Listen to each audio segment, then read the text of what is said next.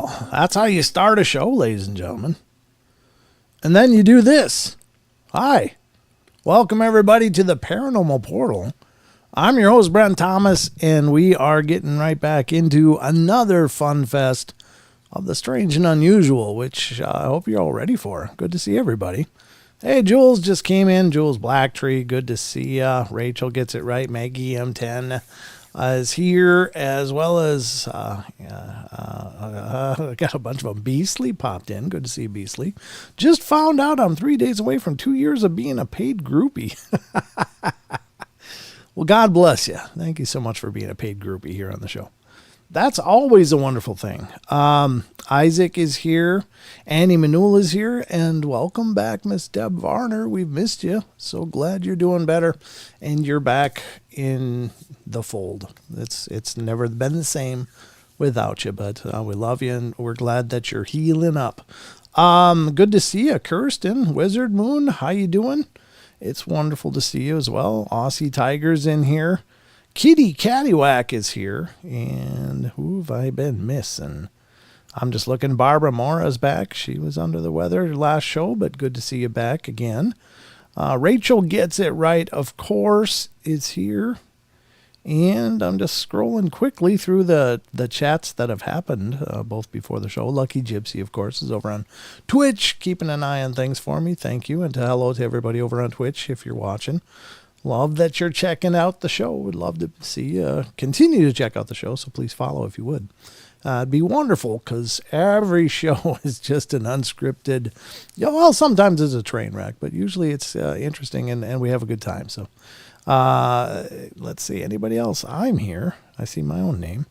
I don't know. I'm just scrolling quickly. I think that is everyone up to that point. Let me go to the bottom again and see if anybody new popped in. Yeah, I think that's it. Maggie. Oh, Maggie, you remembered. Maggie remembered. Thank you. Thank you, Maggie. Bad Boy is in here. Good to see you, brother. Thanks for popping in and being a part of the journey, as always. Over in the Big Green Rumble Machine, we got Barbara Mora and Lucky Gypsy's over there. Justin Good Earth popped in as well. So good to see you three. I haven't seen Taipan lately again. Hope everything's good with Taipan, but, our community over on Rumble is growing as well, and that's a wonderful thing. So, I don't know about y'all. Welcome to the Paranormal Portal. Oh, thanks. Gypsy, you do such a good job over there. Thank you. I appreciate that. Brent, the Ghost Radar is on. Thank you, Rachel. God, without you guys, I probably wouldn't even remember to turn on the microphone or the camera. Sometimes I have forgotten to turn on the microphone. I'll be sitting here. There's capital letters going through the chat. No sound. Can't hear you. It's like, oh, God. Yeah, I haven't done that one for a while, thank God. But I do tend to do that from time to time. What is it, the 28th today? God, the month has just flown by. Very much flown by. June 28. Oh, good Lord. Type, home row. That's what my typing instructor back in high school used to say, home row, home row. I remember. Home row. There we go. The Ghost Radar is now functional. That has never happened. Yeah, right. You know that's happened, Maggie. I can't tell you how many times I've thrown that turd down the rail, but it's happened. It happens far too much. But at any rate, I think I've gotten a little more professional through the years. And about the time I say that, Hardwick just remembered. Thank you, Hardwick. About the time I say that is, about the time I'm going to roll another turd here and eat those words. Words, not turds. That's not on my diet. I don't know what the hell's wrong with me. It's been a long day. I went fishing this morning, actually, ladies and gentlemen. And if you are following me on Facebook, the Brent Thomas Facebook page, I posted some of the beautiful images of the lake that we were at. There was just a heavy fog rolling over the lake when we got there, and it was just striking, just picturesque. And so I posted some photos. So if you want to see where I went fishing, you can see that. And let me tell you, we put a dent in the rainbow trout population today. I'm just going to tell you, we definitely brought home a bucket of fun. Yeah, I caught some huge rainbows, rainbow trouts. I don't know if they have rainbow trout in Australia, Maggie, but they're pretty freaking delicious. So, but we've we've got getting a freezer full of them now because we've been out fishing. Yeah, we went over to Round Lake, Julia, so it was fun. But yeah, we had a good time and caught a ton of fish. It's a lake that they stock, which is really nice. I mean, there's natural ones in there as well. Sometimes you pull some of those out. More than likely, you're getting stocked fish. But at any rate, Aussie Tiger remembered. God bless you.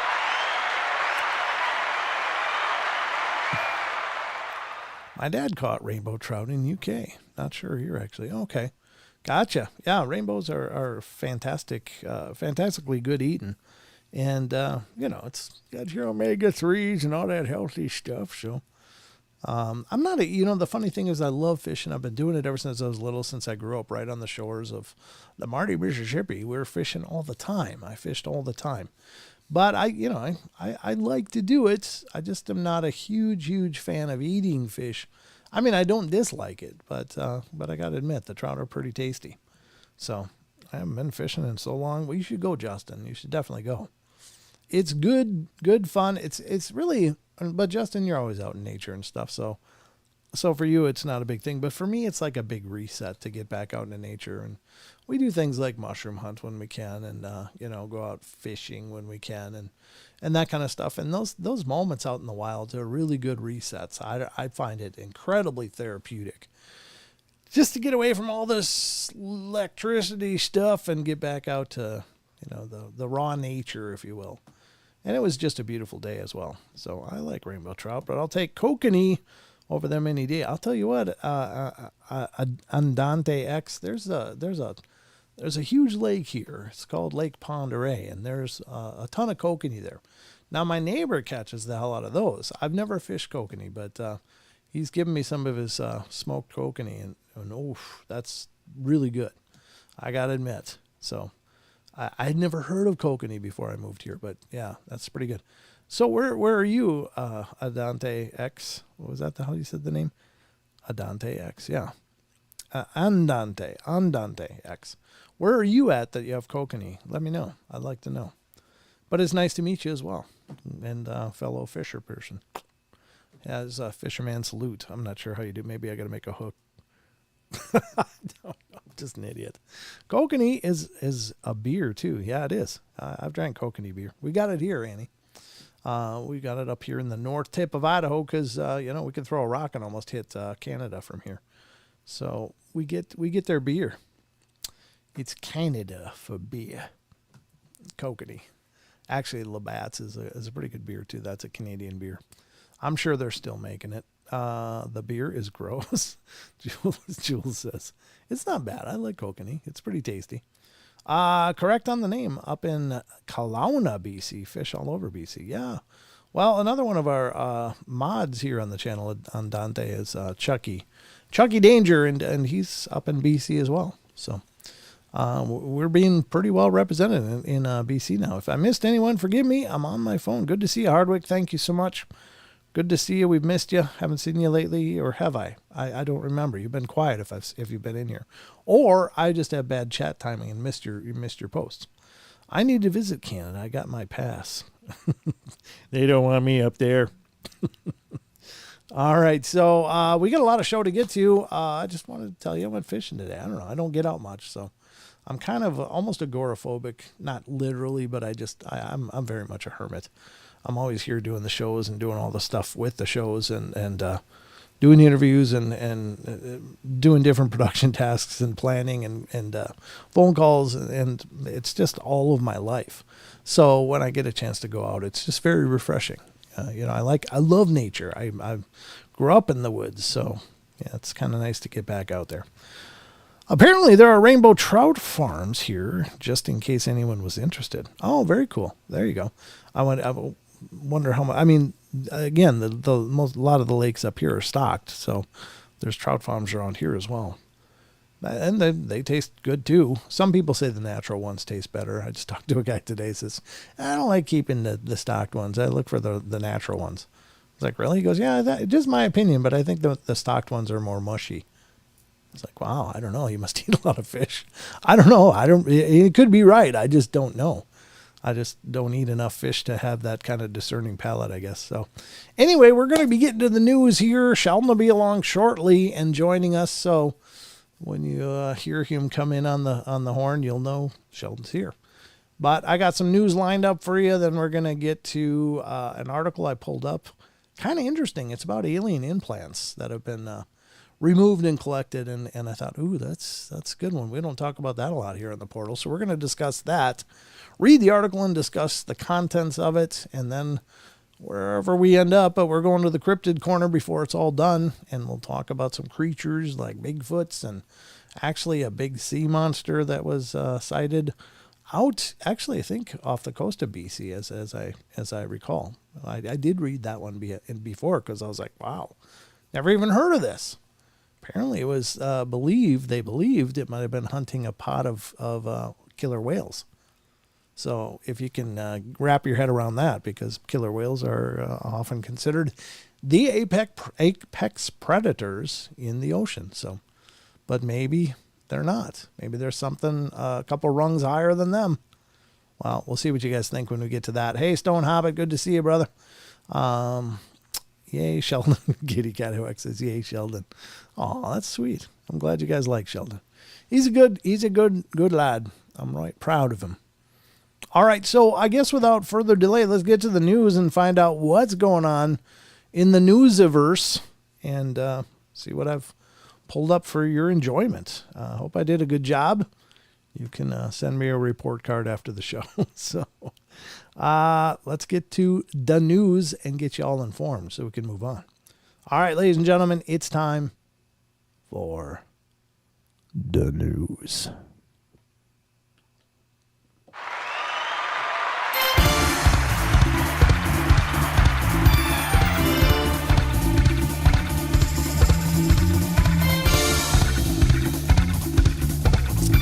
Oh, interesting. I'm Dante X.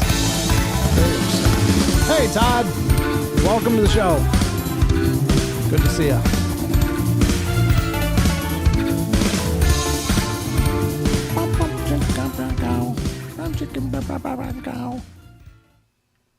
Come on, man. All right. Great hunting outside of Kelowna. Yeah, Chucky does a bunch of hunting too. So that's kind of...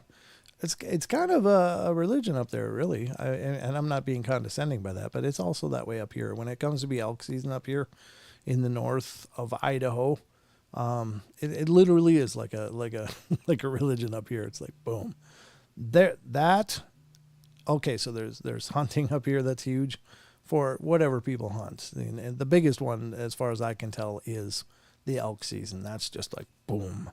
And it's like it turns into a ghost town, man. And people are all camoed up and hitting the hills. But also up here, morel season is huge, and huckleberry season. I mean, those are like the three big ones, and pretty much all of those. If you ask people, where are you finding those morels? It's like they don't tell you. They won't tell you. It's like that's like a big. I don't know, it's like top secret or something. People don't discuss where they find their morels. Unless you're really good friends with them, and then they might give you a vague idea, but everybody, they keep their place. That's their place.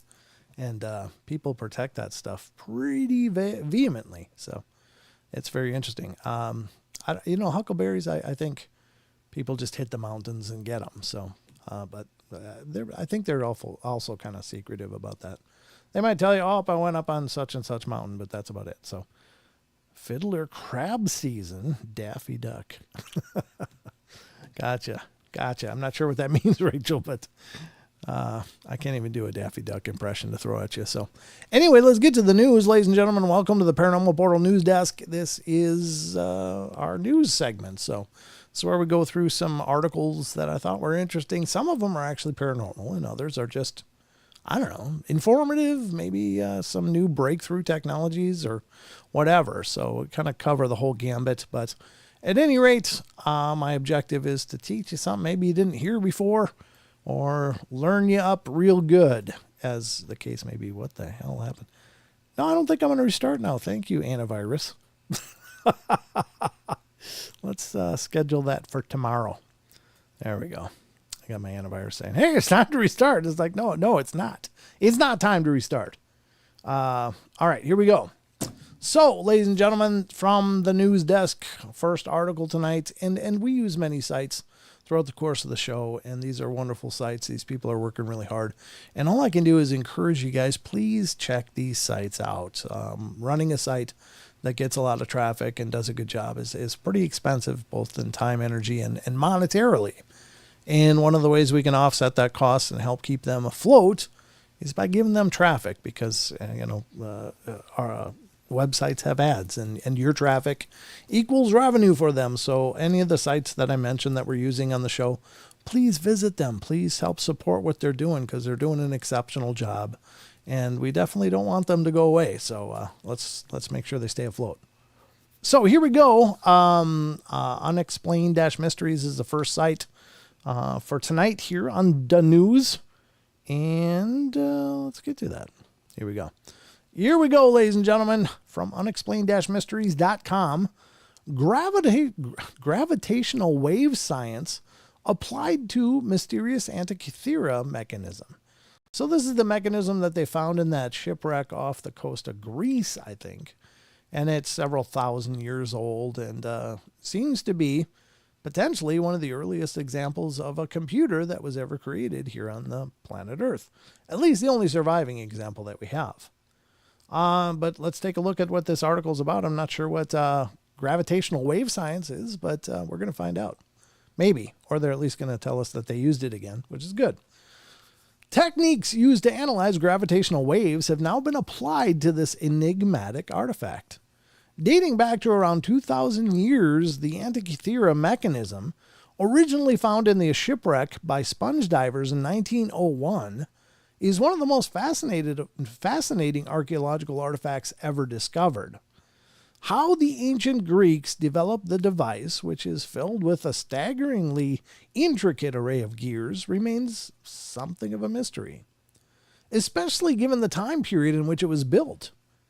Over the years, experts have spent countless hours examining the device to determine what it was used for, with the prevailing theory being that it was some form of early astronomical computer. More recently, scientists at the University of Glasgow conducted a new analysis of the mechanism by applying the same statistical model techniques that have been used to analyze gravitational waves, ripples in the fabric of space-time, produced by major cosmic events. This enabled the team to solve a long-standing mystery over whether the mechanism's calendar ring, which has 350 holes, or 365 with 354 corresponding to the lunar calendar, being deemed far more likely. The finding also serves to back up existing theories that the purpose and function of this device. This has given new appreciation to the Antikythera mechanism and the care that the Greek craftspeople put into making it, said study co-author Dr. Joseph Bailey. The precision of the holes' positioning would have required highly accurate measurement techniques and an incredibly steady hand to punch them.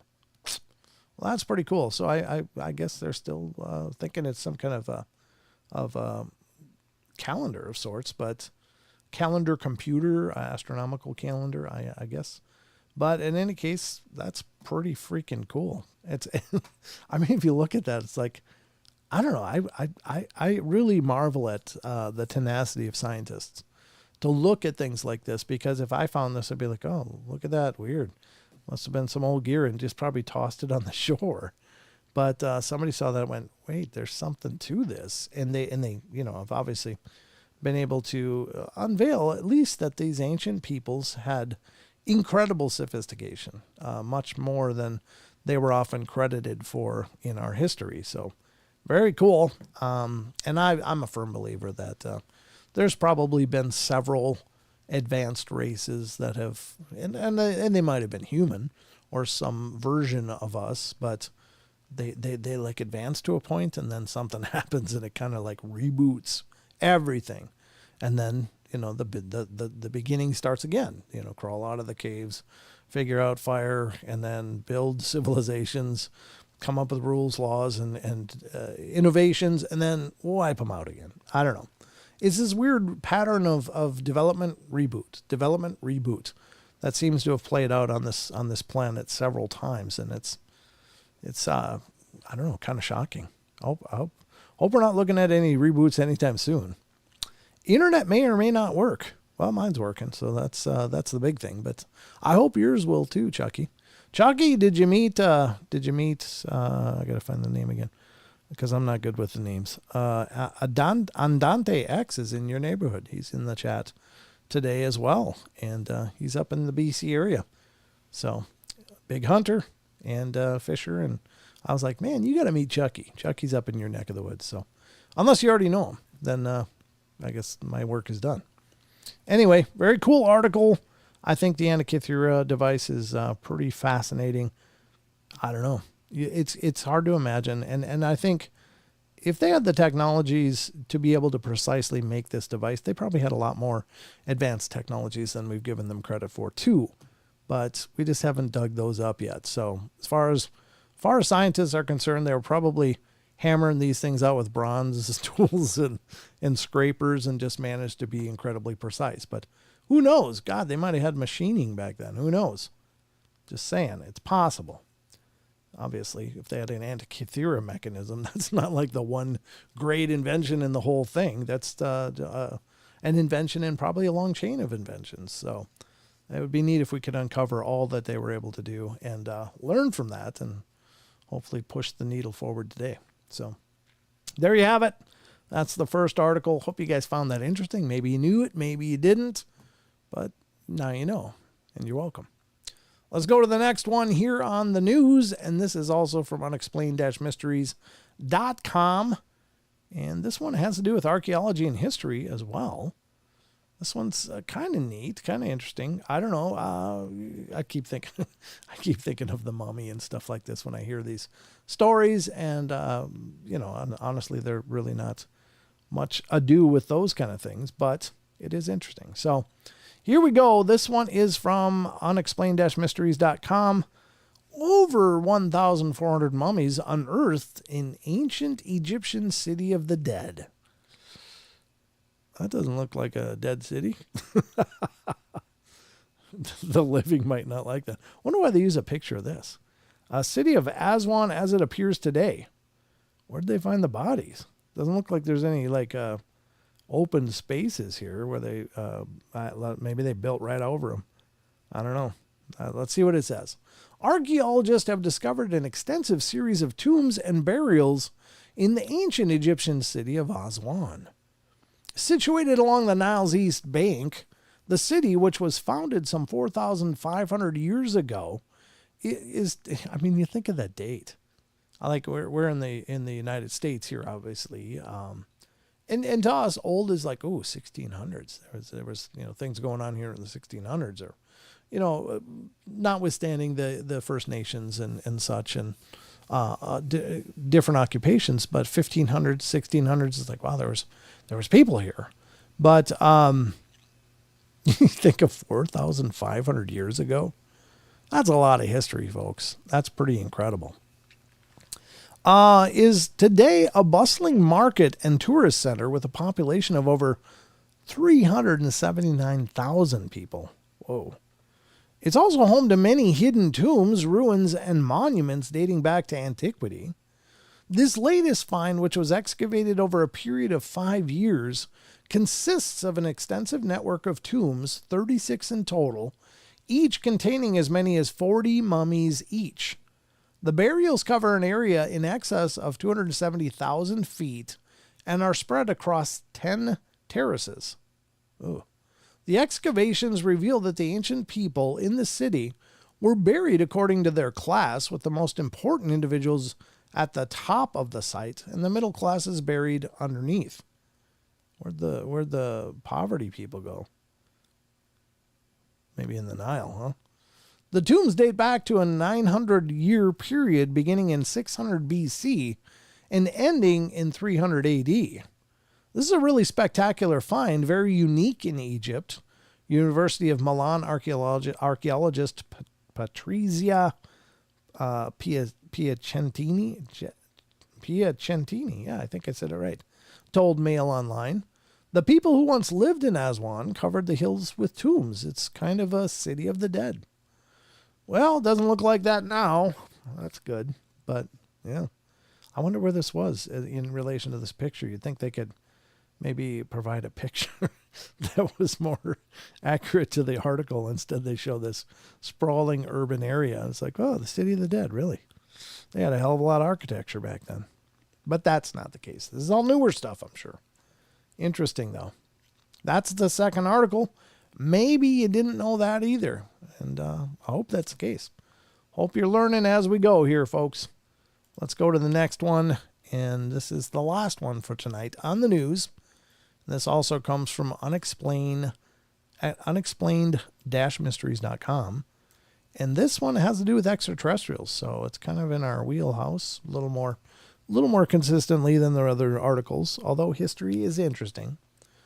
Let's see. This one is scientists find a new way to search for intelligent alien civilizations. Okay, so here's kind of the rub for me, and I didn't like come up with this theory or this idea. I read it and I was like, that's a great point. And the idea was that, look, up till now, most of the search for extraterrestrial life has been looking for our footprints. Like, we developed radio waves, so let's look in the cosmos for radio waves.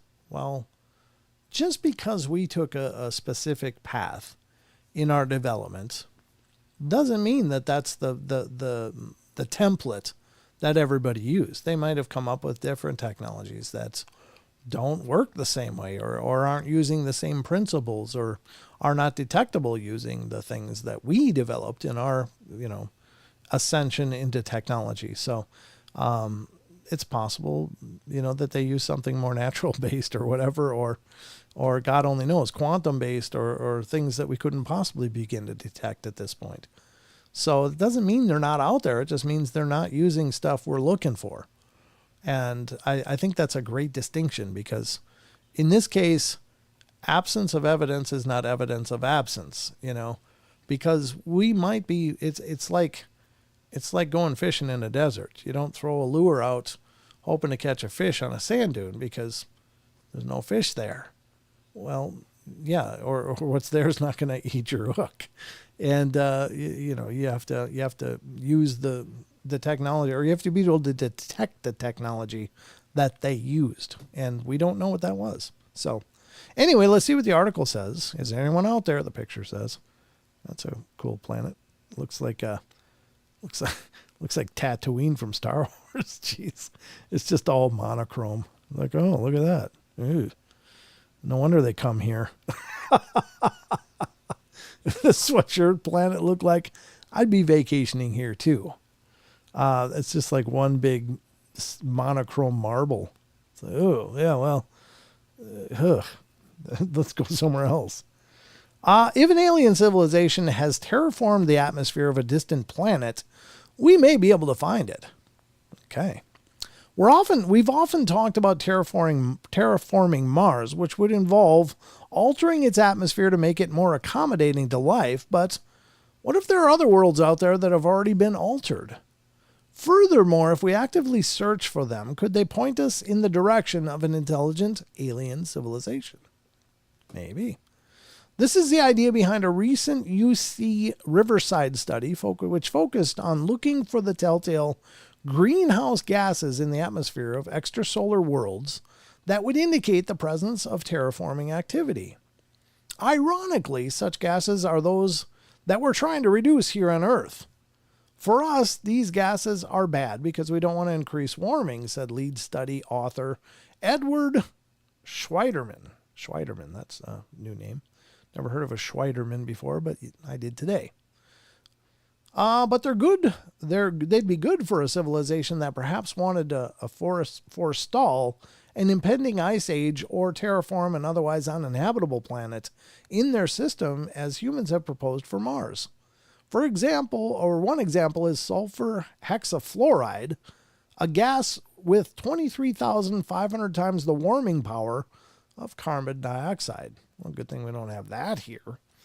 Existing telescopes capable of analyzing exoplanet atmospheres can already pick up these types of gases, meaning that it should be possible to search for them using today's technology. You wouldn't need extra effort to look for these technosignatures if your telescope is already characterizing the planet for other reasons, said, how did I say that, Schweiderman? Yeah. And it would be jaw-droppingly amazing to find them. Yeah, why not? I think that's interesting. At least they're looking for something else. It's like, well, I'm not picking up any TV signals out there. It's like, yeah, they're probably not watching TV. They maybe have something way cooler or way suckier. We don't know. But anyway, I saw someone's joining us suddenly. Who's joining us? What a mystery. What a mystery. Mr. Sheldon Thomas, ladies and gentlemen, is joining us right now. Welcome to the show, buddy. Yay. Here I am. You get an ovation. I love that analogy you said, though. What's that? I'm going to absolutely I'm using it in the future. That the form of technology we have might be the equivalent of like trying to throw a fishing lure into a desert and then saying, "Oh, there's no life here. Sorry, guys." Hey, there's nothing here. It's obviously devoid of life. You're just using the wrong lure. That's all. Yes, yep. Exactly. Not gonna I get like that analogy. Well, thank you. I did make up that, but yeah, the whole idea. That's original. Ooh, well, that analogy is original, but I did hear that come up from someone else where they said, they might have developed technologically completely in a different way than we did, and so we can't look for these technosignatures because we don't know their technology. How do you pick up technosignatures that we can't even quantify how their technology is or works? Well, I'm thinking once we figure out this quantum stuff, that's when we'll probably really be able to dial in on these other intelligences. I think there's got to be a lot to do with quantum mechanics and how they work. I would agree with that. Yeah. Yeah. All right. So there you go. That was it. That was the news, and thanks. I'm glad you made at least for that part, Sheldon. I did, yes, thankfully. Good. Well, it's good to have you here. And ladies and gentlemen, we're going to get back to the rest of the show, so let's get to it.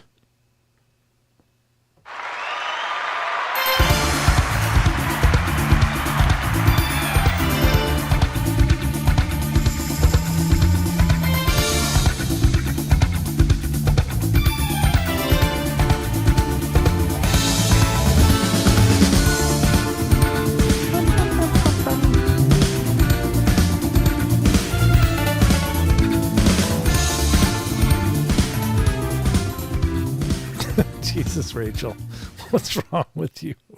Rachel says their technology might be based on scratch and sniff. I don't think that's that. If they were canine, maybe.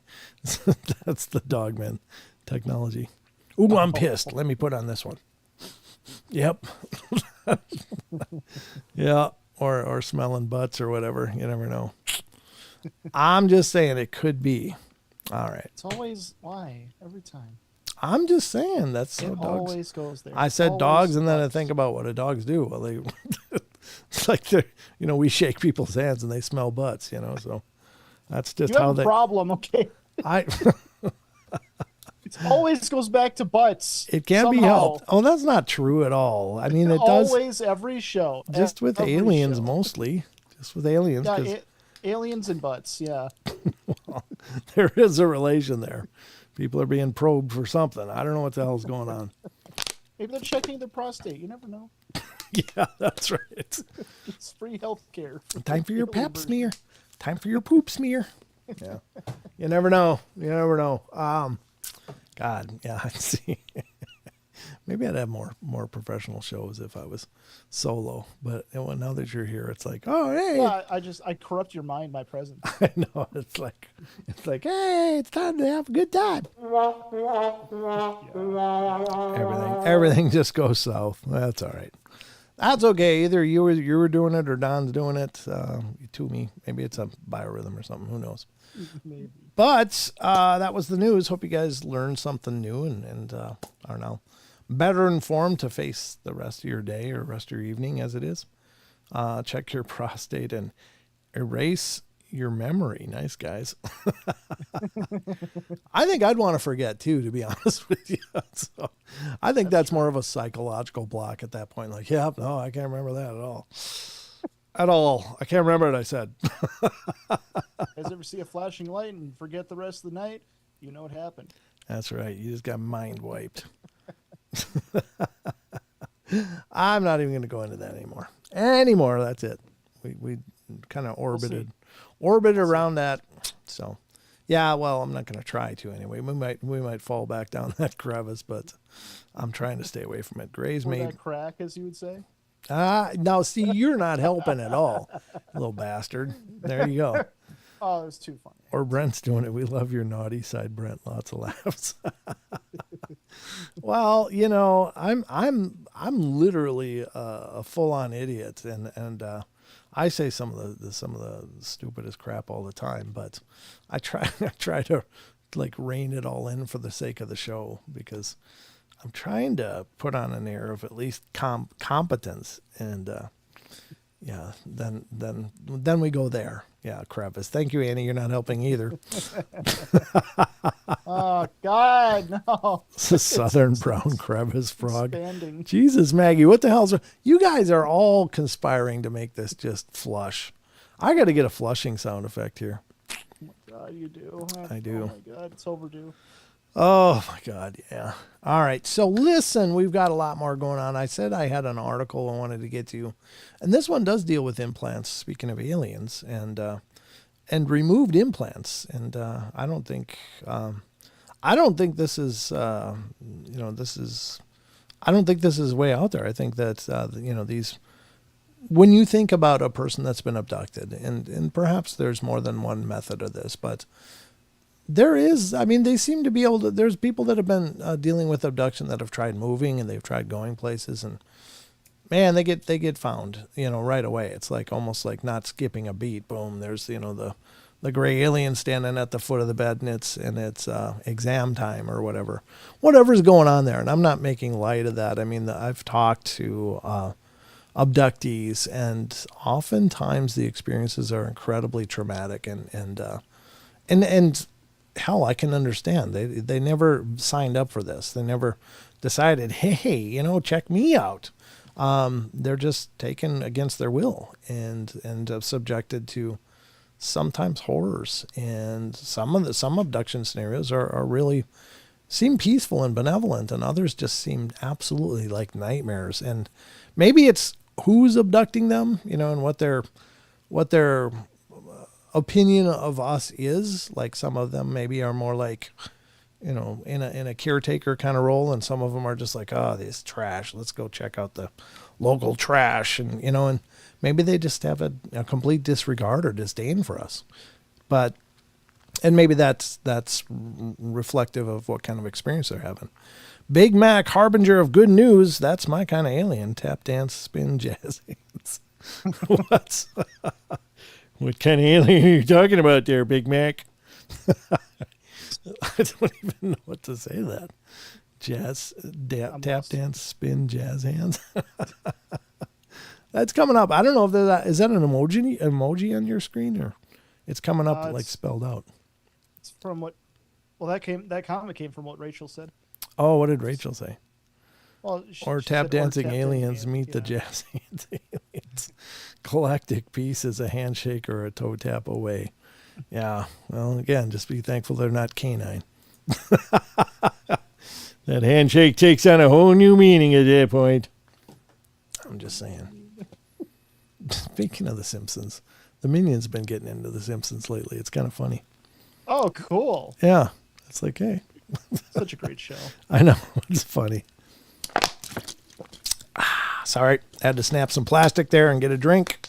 Okay, so we're going to get to this article talking about these implants. And now, interestingly enough, a lot of these implants are they're when the metallurgy has been done on several of them that I've read about, there is elements in there that don't appear to be from this earth.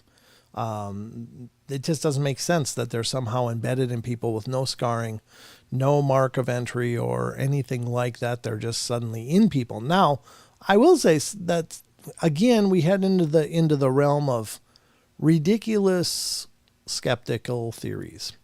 One of the ridiculous skeptical theories of that is that, well, it's possible these people got struck with micrometeorites and they didn't know it. So somehow they got what equates to like a BB punched into their skull or forearm, and they didn't know it happened and have no visible marks or entry or trauma from this experience at all, but somehow these pieces of metal are just lodged into their bodies. Now, another interesting point for a lot of these artifacts that are removed from people is that there doesn't seem to be any tissue rejection at all. In fact, the tissue remains healthy and normal around these implants, and often the body naturally seems to absorb whatever these things are and grows in continuity around it. Like if you introduce a foreign body into a human body, you generally get all kinds of side effects, whether it's scarring, scar tissue, swelling, infection, etc. But these people aren't experiencing any of this stuff. There's no sign that they're there. There's no bumps. There sometimes is bumps, and that cues them up to, hey, something's not right here. I got this weird bump. But other times it's very strange that, how did these things get in there? How come the body is just accepting that they're there and is not trying to defend against it or, something like that? But it's really crazy. Yeah. Well, I mean, that almost makes me think that, like, if there's no scarring or any, like, mark to be shown of entry, maybe it's the kind of, in a sense, stitching they have. Maybe it's a way of healing. Oh, I'm sure. Absolutely. Yeah. I'm sure that's why there's no visible mark to show that this is clearly where it came in, because there's a big scar here and scar tissue, which is a natural reaction to the body when you introduce things into it, even surgically. You get scar tissue and scarring and stuff. I've got a bunch of them. So I'm speaking from experience here. But, it is an interesting thing. So what are these things? Well, maybe they're trackers. Maybe it's how they always are able to find people. Maybe they are monitors of some sort that even at a, remote distance, these aliens can keep an eye on what's going on with these people. There does seem to be some reason that they pick certain people. Oftentimes the Rh negative blood factor seems to be a consistency in many abductee cases, people that are repeatedly abducted and experiencing these examinations, but not consistently, not exclusively, I should say, but a lot of times they have that Rh negative factor, and it does seem to follow family lines. So they seem to be monitoring or checking up on something developing in these people, or some maybe. And this is interesting because in my interview with George Norrie, I was like, George, what's going on like with cattle mutilations? What do you think about that? Because this is a man who's talked to many, many people that have deeply researched the subject. And he said, Right. He said, in my opinion, they've done experiments.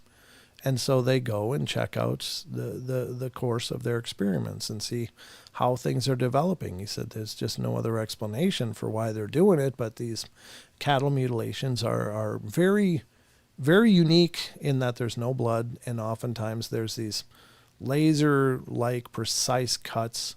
So he said, I think they've done something maybe atmospherically, and they're just seeing how it's being absorbed into this biological being, and in order to monitor what they're doing. And I thought, wow, I'd never considered that before, but I think that makes a lot of sense, Doesn't it to you? What do you mean by atmospheric? What do you Well, mean? like if they're subjecting an area to some kind of atmospheric testing, like they're introducing some I don't know, maybe a biological element to see if it's being absorbed into the cows and other things that may be getting examined. It's like going to the doctor after you start a medicine and you do a blood test. They want to check your levels, see how your body's adjusting to it, and if there's any red flags like liver problems or other problems with the medication. And so, it's kind of akin to that, but it's just like it's a one-way trip apparently with them. They don't rely on blood tests. They go right for tissue tests, and that's kind of irreversible.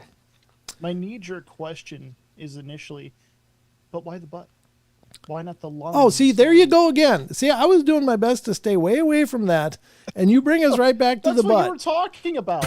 I did not. I was speaking to You were talking about cows. Right, but I didn't mention anal cores at all. Oh, that's part of it. Whatever. But I was talking about like along the body, a lot of organs are removed, eyes are removed, tongues, things like that. With laser-like precision, you go right to the butt. Thank you very much. You didn't say tongues. You didn't say tongues. You said laser-like precision, and the thing that not pops my in fault. my head. It's not my fault.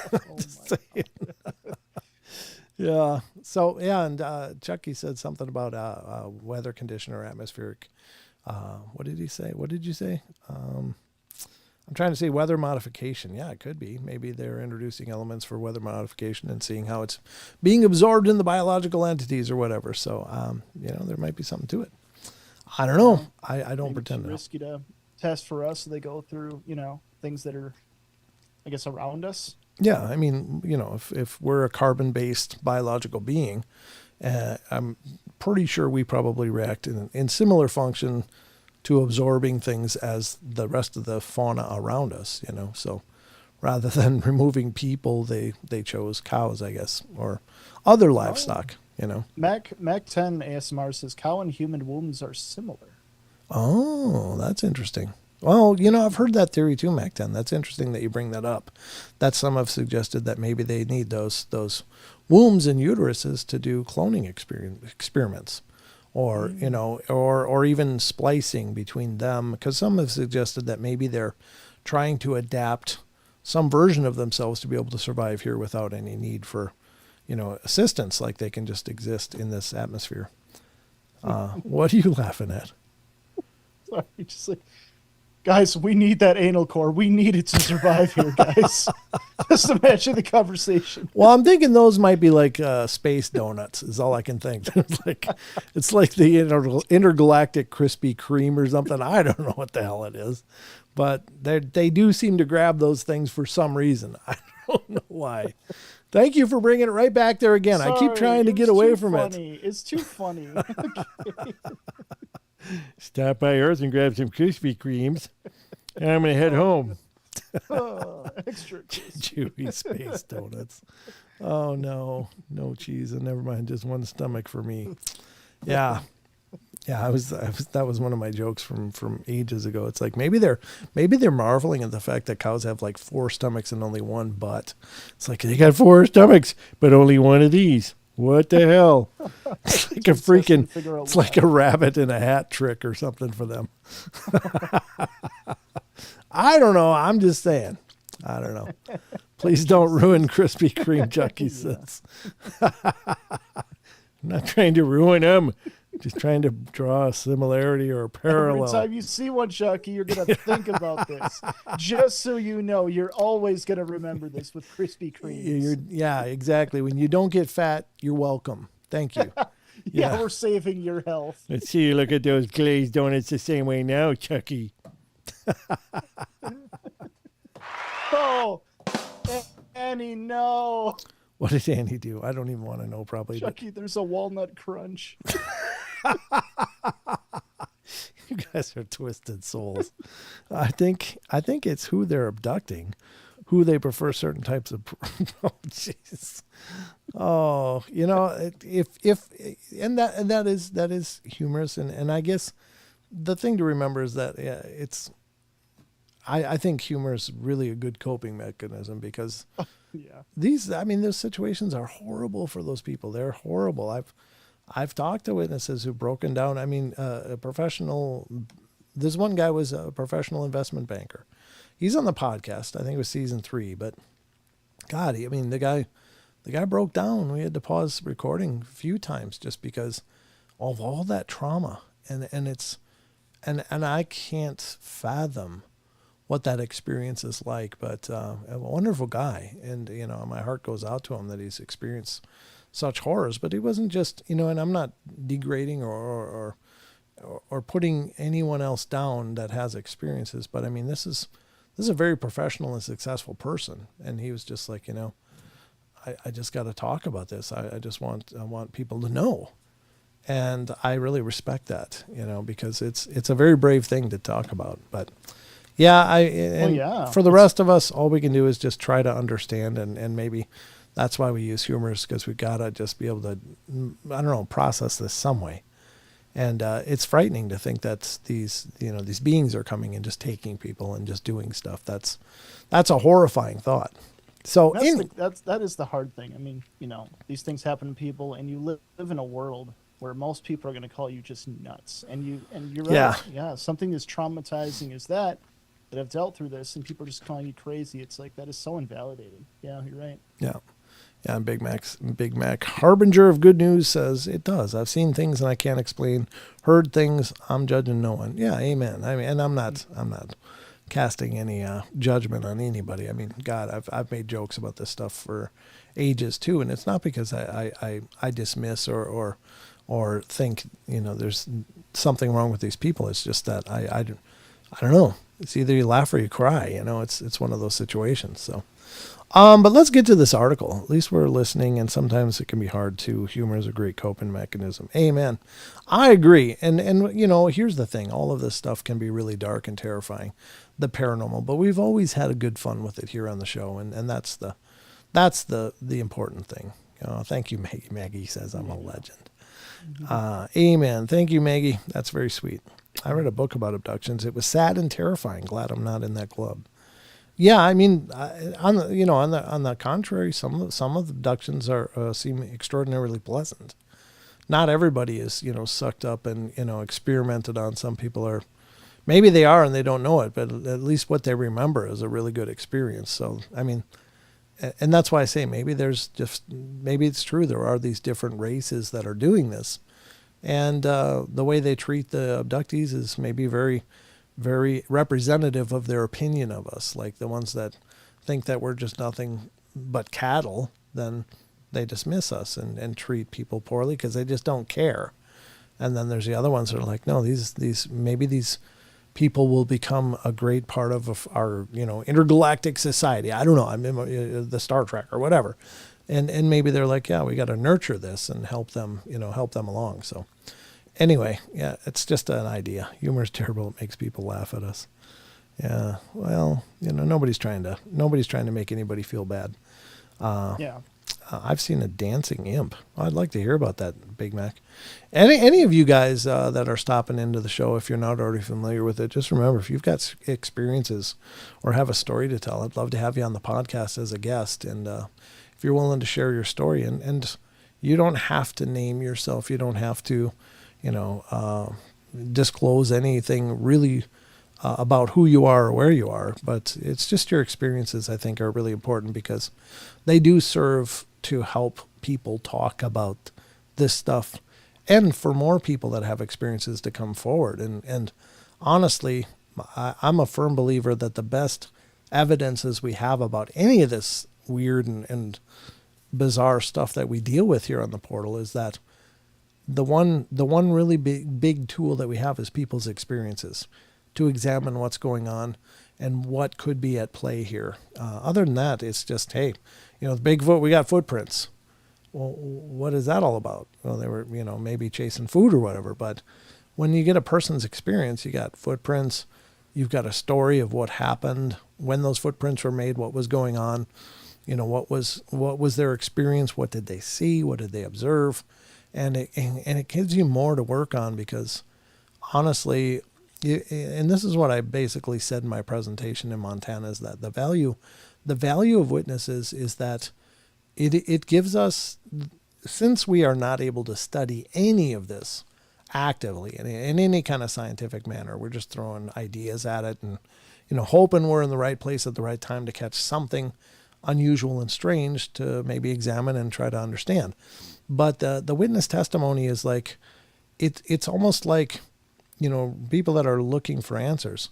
For us, it's almost like creating an FBI profiler. If you look at all the stories and you look for commonalities and you look for those consistent cues throughout many stories, you can kind of build a behavioral profile of the subject, and maybe that in turn will give us the ability to at least have more predictive modeling to aim our research. How do we make these things occur, and what did these people do that made these things maybe occur? Were they doing any activity that seemed to spurn these amazing events? And it can help people to try to dial in how to research it, because right now we're throwing darts at a dartboard. We can't even tell where it is. So, is it over there? Is it over there? And you might every once in a blue moon hit something, but most often we're just lobbing darts into the darkness. But if we can build a predictive model, we can say, well, when all of these people were doing something like this, it did seem to draw something in, that something happened. And so if we do something in that similarity, maybe that will draw activity for us. And so I think it's probably the most powerful tool we have, even though a lot of people, I just did an interview last night on a show, and OSH radio on YouTube. And he was a really nice guy, and we had a big talk about this, and I brought it up there. It's like, a lot of people dismiss stories, like people's experiences. Oh, witnesses aren't reliable. But if you can listen to a body of reports and from disparate people across the geographical area, including the globe, and find consistencies, then you pull those and you try to develop something. So again, witness reports are incredibly powerful. Yeah.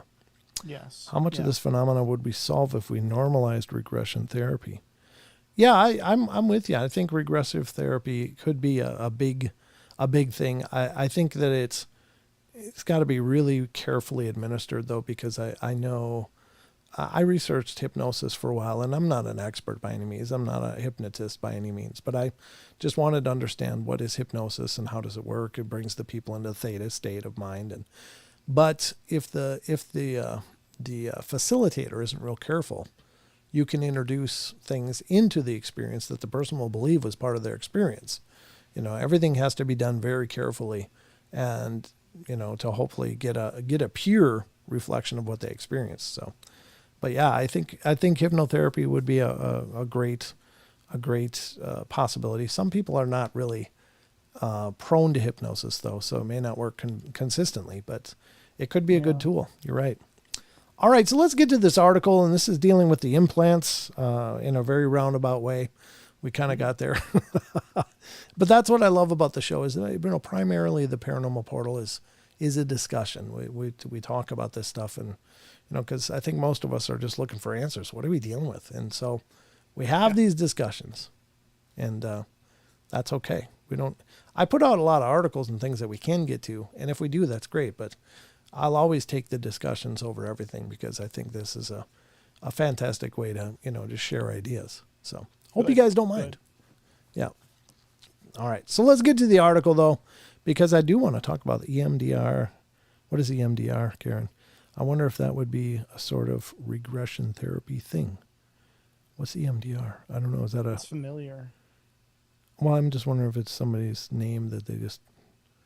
No. Yeah, it's EMDR therapy. EMDR therapy. Okay. I see. Eye movement desensitization and reprocessing. Oh, okay. Psychotherapy treatments. Oh, I gotcha. Okay, show those alien implants. Yes, sir, Chucky. I'll get to the alien implants now. Chucky's like, move along. Let's go. All right, Chucky. Sorry to keep you waiting. Sorry, boss. I'm just kidding, Chucky. All right, let's get to the article, though, because I think it'll be good.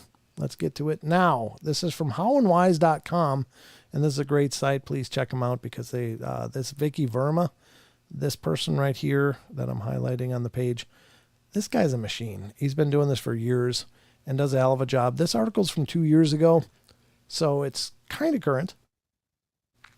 I don't think this information changes real rapidly, so whatever is reported here was real enough. Let's talk about it. Daryl Sims, a.k.a. Alien Hunter, is one of the world's leading experts I don't like that term, Vicky. Yeah. Maybe research is the best. On alien abduction, who has investigated more than 2,000 alien abduction cases in his 38-year career. Sims claimed to have worked as a former military police officer and CIA operative. According to technology expert Katie Leinendahl's report from the 2015 International UFO Congress in Arizona, the ex-CIA officer is also interested in ufology and has investigated many cases associated with alien representatives abducting people. Sims warns that most aliens are aggressive creatures, so we should be wary of meeting them. For the past several decades, supporters of the existence of extraterrestrial civilizations have been saying that representatives of alien civilizations have long been kidnapping people in order to conduct experiments. Well, there you go. That's kind of what George was saying. And yeah, I mean, I think we all kind of knew that there was a reason they were probing and doing things like that, is because they're researching something, but it's hard to understand what. Yeah. Sims told Leinendahl that he was adamant about only working with evidence-based methods, using DNA tests and collecting samples, and relying on ultraviolet, infrared, and X-ray tools in his research. He said that in 1992 he discovered aliens leave their own kind of fluorescent fingerprint, and he continues to test for these clues. He added that if you had an alien encounter, it's important to react quickly to gather evidence. Fluorescence stays on the skin for only 24 hours. He said that other marks aliens leave include scoop marks, which are an identifying thread some abductees have in common. I don't know what that means. I'm assuming it's like an ice cream scoop, but where? Like an indent in the skin. Yeah, maybe. In an interview... Oh, I'm sorry. What were you saying? No, just that it might be like an indent in the skin. Yeah. In an interview with the YouTube channel UAMN TV, the video was deleted later, Sims claims that he knows several types of humanoids, among which there are greys and creatures that, according to their external data, are very similar to humans. Moreover, Darrow claims that some of the aliens were created on our planet with human DNA. So that would be the hybrids, I guess, yeah. The researcher of extraterrestrial civilizations said that some people, after being abducted, enthusiastically speak of their experiences and talk about the incredible technologies of extraterrestrial races. Quite often, such people do not even realize that they've been inspired by the positive aspects of meeting with aliens, so they're unable to speak the truth. They are also people who have had their memory erased, so they can't remember that they were abducted and carried out various experiments. So the ufologist also spoke about his personal experience of abduction by aliens when he was only 4 years old. According to Sims, the aliens tried to alter his childhood memories, making him believe he saw a clown and trying to make him forget about the meeting and the abduction. No speech or communication of any kind comes from this thing. Whatever it is, the arms and legs are long and skinny, the body and neck are thin, the bulbous head, like an upside-down teardrop, is cocked slightly to the side, and I can see him from head to crotch, and he doesn't have a TT or a belly button. Does he have knees? I can't see them, and I want to know what his feet look like too. He had a strange, faint smell. It smelled awful. Sims writes that in December 1980, his wife, 2 children, and he lived in a large ranch home on 4 acres near Huffman, Texas. One night, he awoke suddenly with a feeling of dread, and he added, "In the dark, I ran as fast as I could to the living room where I stood watching in horror. There was my 6-year-old son looking out the window, and he was not asleep. He was in a deep trance, and they had come, and like my own dad, I was not there for him. Oh God, I thought, not my son too." Unknown to me until years later, my son had rigged a crossbow and a sharp broadhead arrow to automatically shoot the next uninvited intruder into his room. Oh my God. My son's act of desperation could easily have killed any of us in that home if we had inadvertently opened the door in the night to check on him. Oh, jeez. Evidence, a collection of alien implants. Sims claimed to know more than 2,000 cases of abduction of people by aliens, but he was sure that about 1 million people are abducted every year. Wow, that's a huge number. Yeah. On his website, a former military cop claims to have the largest collection of alleged alien implants and artifacts to date. And each object has its own fascinating story. In his book, Alien Hunter, Evidence and Truth About Alien Implants, Sims has shared the truth behind alien implants. Inspired by the haunting memory of his own implantation, at the age of 12, the alien hunter quickly began collecting alien artifacts that allegedly came from the human body. Some of these were surgically removed and then given to him by patients, while others were expelled naturally from the body. Sims sees implants as a relatively rare phenomena, perhaps affecting less than 1% of the abductee population, yet in 1995, he finally felt the evidence was compelling enough to formally document the removal of alleged objects from 2 of his most promising cases. In 1994, Darrell was invited to speak at an American Medical Association conference at John Muir Medical Center in the California Bay Area. In front of an audience of distinguished medical personnel, he made several predictions about what we would find with regard to genuine alien implants. 1, the object would not contain technology. 2, the tissue surrounding the object would not exhibit inflammation, either chronic or acute. 3, there would be no nerve cells present in parts of the body where they are naturally occurring. 4, besides the metallic objects, we will begin to see a biological implant, a cluster of brain cells in another part of the body. Besides the metallic objects, we begin to see a biological implant, a cluster of brain cells in another part of the body. Oh, that's creepy. Ooh. Yeah. 2 major studies were done on surgically removed objects and anomalous objects, one by New Mexico Tech University and the other by Los Alamos Labs. The results were intriguing, though not conclusive.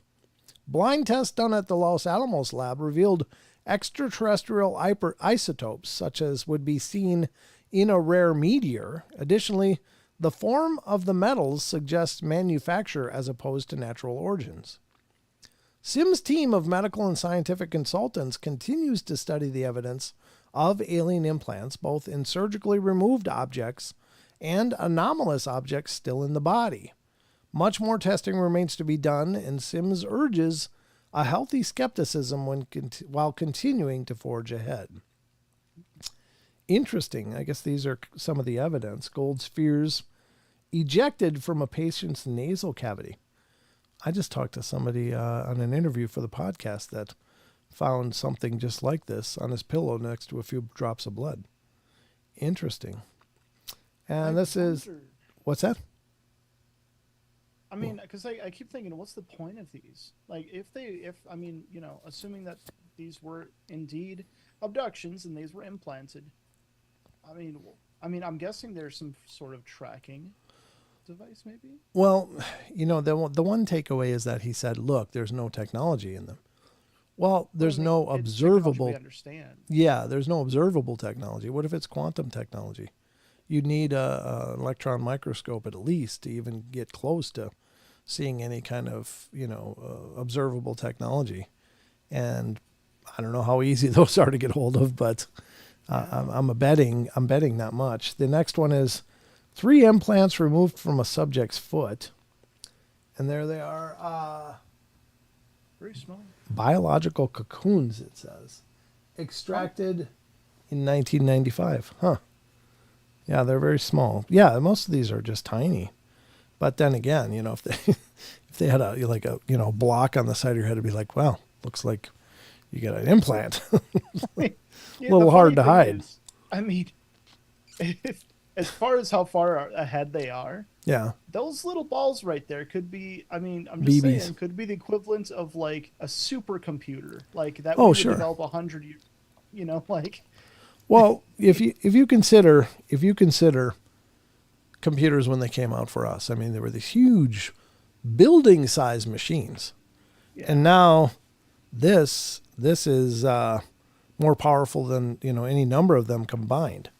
And so this is, the whole advent of micro miniaturization.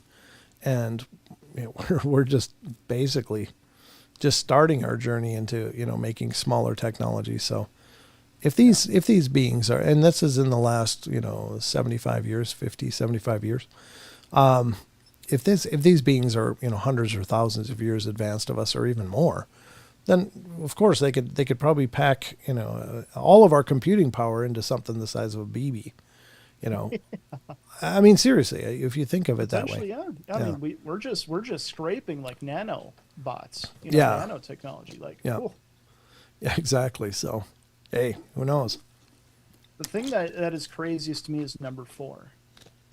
That one, if I'm not reading that wrong, that's wild. Yeah, that is weird. Wonder what that brain matter is from. Maybe that's from cows. Who knows that they've reprogrammed. Stop bringing up cows. Well, I'm just saying, you think of animal mutilation. It's like maybe this is part of why they do it. Who knows? A cluster of brain cells in another part of the body. That means, I mean, as far as what they're saying, that means like in the back of my neck, wherever they implant it, there's a cluster of brain cells there too. I'm glad there's a cluster somewhere. Oh, hey! Sorry. It was an easy one there. God. Good to see you, Christine, 1921 Murphy. Good to see you. Thanks for coming in.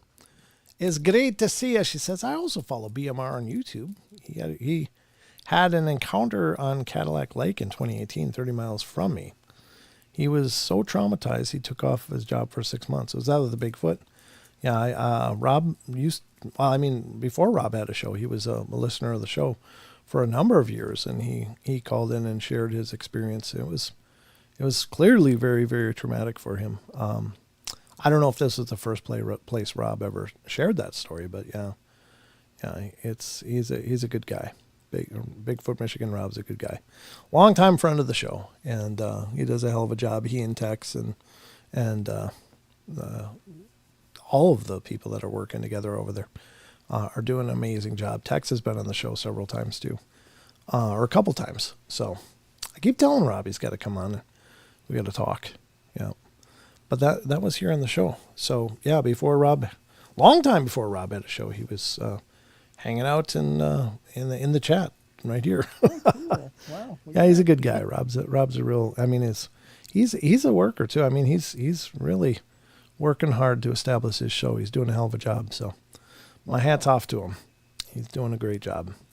So anyway, and Jessica Jones, the remote viewer, she seems like a really nice person. I was on another show and she was a guest on there, and that's where I officially met her. I knew of Jessica for a long time. I just never talked to her. But she's a real great person too, and does the remote viewing. She's called the Crypted Huntress because she does remote viewing to zoom in on them. And that's right, remote viewing. I was thinking, I know that term. That's right. Yeah. It's an old theory of using your mind to travel and to observe things, but it was attempted to be weaponized in the CIA and the USSR during the Cold War. Yep. Project Stargate, that was a big one. I don't remember why it was shut down. Well, I think they just moved along. I mean, it's something that it seemed to have gleaned. I mean, they might still be using it, but they're not publicizing it anymore. But it was there's some surprisingly really accurate things that were discovered through remote viewing during the Cold War, and so there is merit to it. That's a real thing. I'd just be happy with a brain, personally, Maggie said. Oh, Maggie. Oh, Maggie. No self-deprecation here. Yep, absolutely. All right. I'm just looking at the chat, but I'm ready for Elon's brain upgrade. Are you really? I don't think. Here's the thing. I know that's like Elon's implant. I would never want to be on the starting point of anything like that. It's like, no. Yeah, just go ahead and drill. Put it in there. Let's see what it does. No, let's not. Let's wait till about generation 5 or 6. But I'll tell you what, the neat thing is that it is being utilized in such a way as to give people that have lost the ability to move their bodies and to, surf the internet or whatever, giving them the ability to do it and to be more independent. And I think that's amazing. Tree portals and air portals of Bigfoot on video, even reflected off his sunglasses. Well, yeah, maybe. It's tough. There's a lot of claims out there. It could be legitimate. I've never watched it, so I can't be critical of Swan Lake Bigfoot. Maybe it's fantastic. But yeah, I'll have to check that out. Swan Lake Bigfoot. Huh. Has video of tree portals.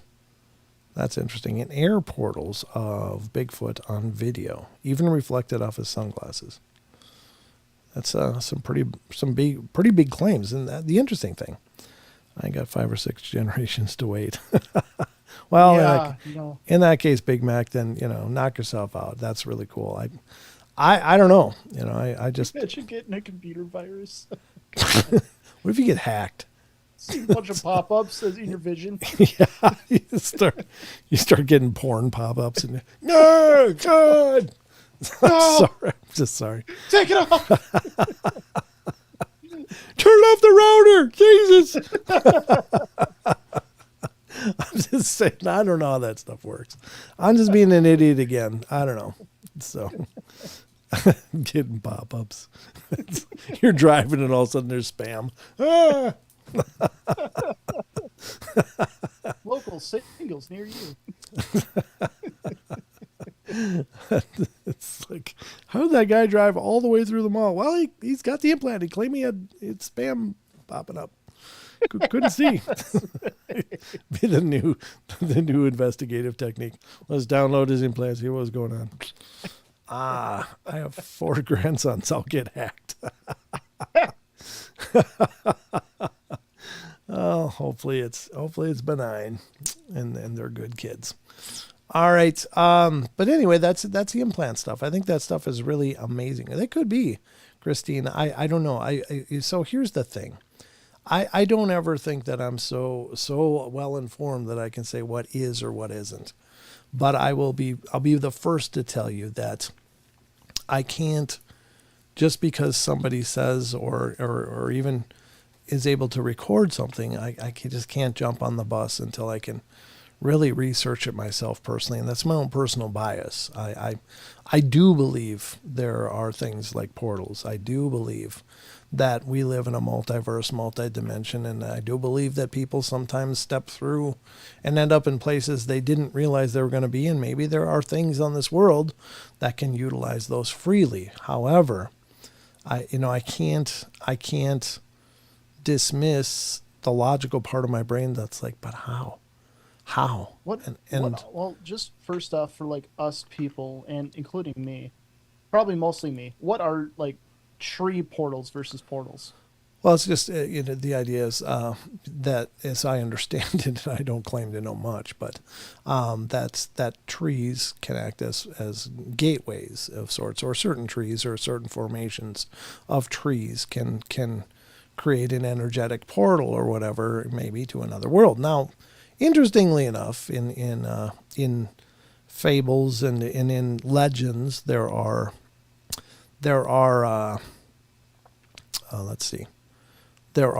like fairy rings have been legendarily gateways to the fairy realm, and there's cultures where it's very faux pas or forbidden you don't cross through a fairy ring. Now, I personally don't buy into that one because I have fairy rings all over my front yard, and I got to mow them every time I got to cut the grass. They are, however, amazingly good eating, those fairy ring mushrooms. But be careful. I'm not suggesting you go out and just start picking and eating mushrooms. Be sure what you're eating. No. But my point is that there are stories of these gateways being formed by natural occurrences like that, or maybe just some function of the multiverse that we just don't understand yet. So, yeah, things are going better for Don. Jess, thanks for asking. No, he's been going through. He's fine. Don is fine personally. It's just okay. He's been dealing with a family emergency for the past several weeks. So. Oh, yep. Okay. Yeah. Okay. Yep. So, but again, I'm not saying that they can't be real. I'm just saying it's hard to quantify and understand. And I think you can't buy into something because it just sounds like it could be real. There's got to be some form of I don't want to say evidence because that's almost impossible, but some form of direct inquiry by each person looking into these phenomena, that it's important that we all dig into this stuff as much as we can to come to our own conclusions. And you've probably done that. So I'm just saying I haven't. And so for me, these ideas are, while I think they're plausible and possible, I don't understand much about them. And so I'd have to dive into that myself. So I don't ever mean to sound like I'm, I don't buy that. Yeah.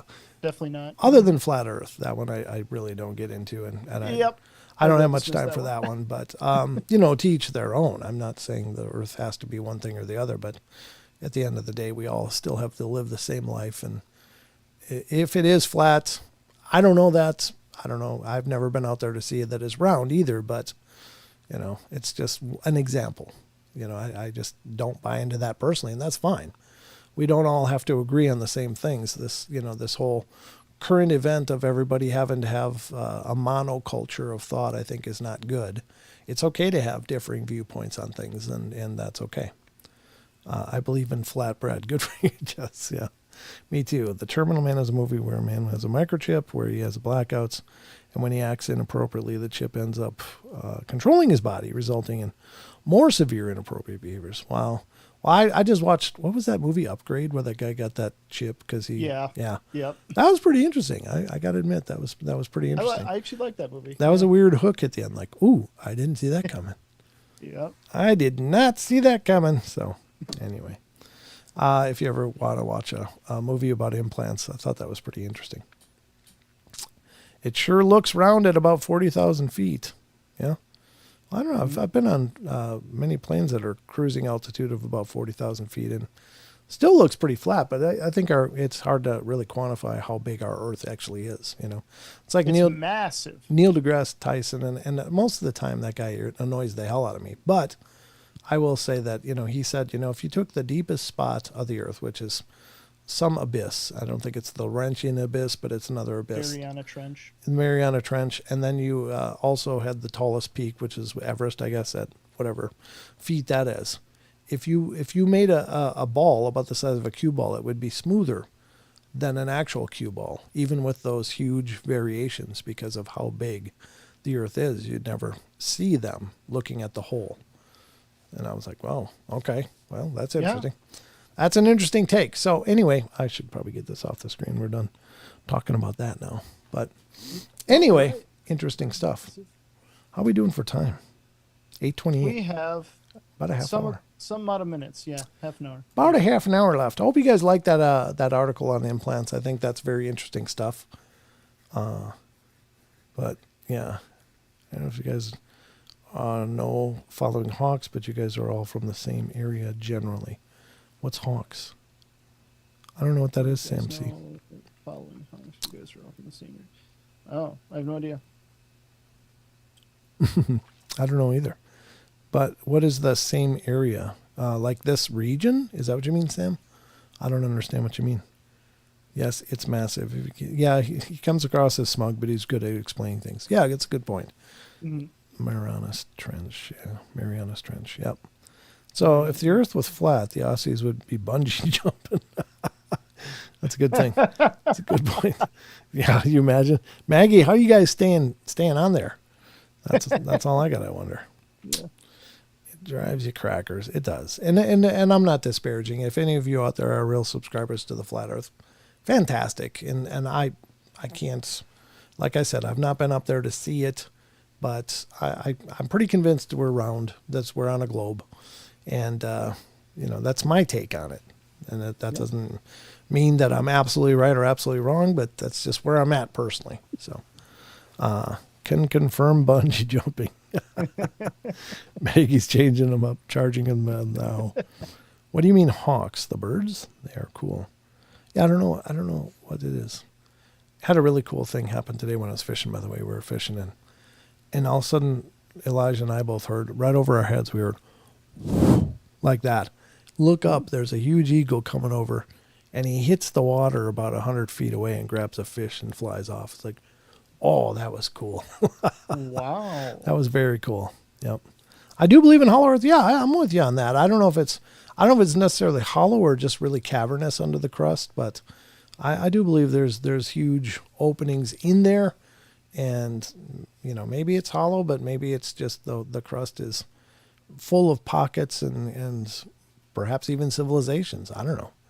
There's many legends going back. I think it was the Hopi Indians had a legend of the ant people that came up before the Great Flood, and they brought them into the inner earth and taught them how to survive until the Great Flood was over.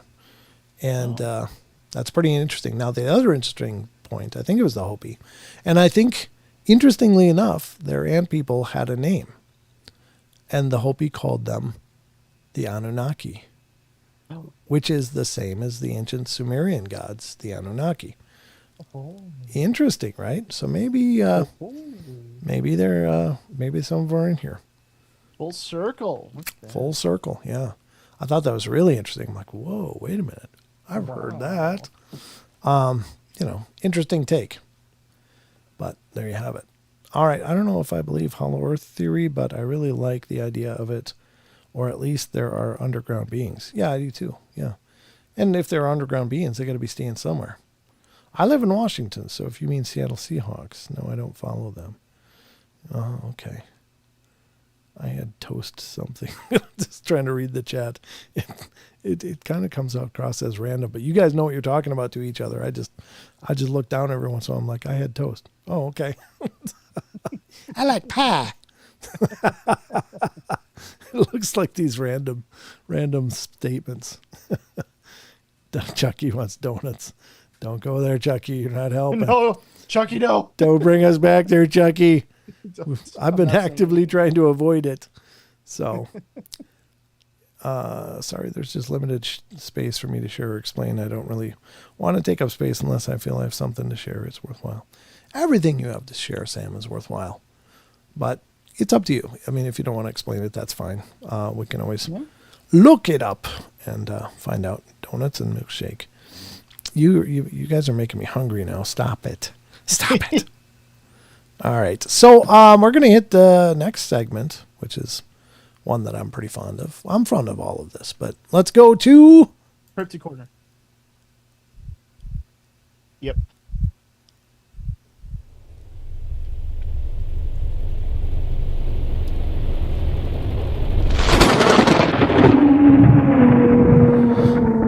Ladies and gentlemen, it's time for the Cryptid Corner here on the Paranormal Portal. We're going to dive into the world of cryptids and strangeness because, well, hell, we love the cryptids. And as per usual, we're going to start our journey on a little site I like to call a little rarely known, not very well known site. Not many of you probably heard of this before, called Sasquatch Chronicles.